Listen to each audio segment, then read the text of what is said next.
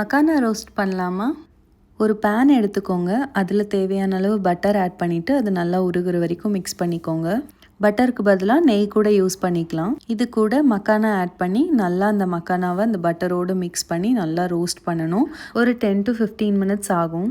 எடுத்து சாப்பிட்டு பார்த்தா கிறிஸ்பியாக இருக்கணும். இந்த ஸ்டேஜில் ஸ்டவ் ஆஃப் பண்ணிக்கலாம். ஸ்டவ் ஆஃப் பண்ண கையோட இதில் வந்துட்டு கொஞ்சம் உப்பு, அப்புறம் கொஞ்சம் மஞ்சத்தூள், மிளகாத்தூள், அது கூட சாட் மசாலா இருந்தால் அதையும் ஆட் பண்ணிக்கலாம்.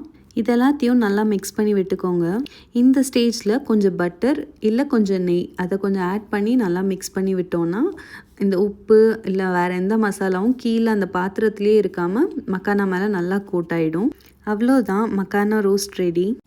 இந்த மாதிரி ட்ரை பண்ணி பாருங்கள். உங்கள் கிட்ஸ் கண்டிப்பாக நல்லா விரும்பி சாப்பிடுவாங்க.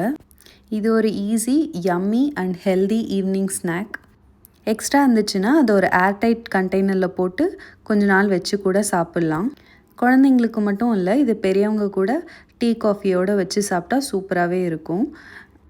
ஸோ நீங்கள் இந்த ரெசிபியை கண்டிப்பாக வீட்டில் ட்ரை பண்ணிவிட்டு எப்படி இருக்குன்னு கமெண்ட்டில் சொல்லுங்கள். இந்த மாதிரி வேறு என்ன மாதிரி ரெசிபீஸ் எல்லாம் உங்களுக்கு வேணும் அப்படிங்கிறதையும் கமெண்ட்டில் மென்ஷன் பண்ணுங்கள். தேங்க்ஸ் ஃபார் வாட்சிங்.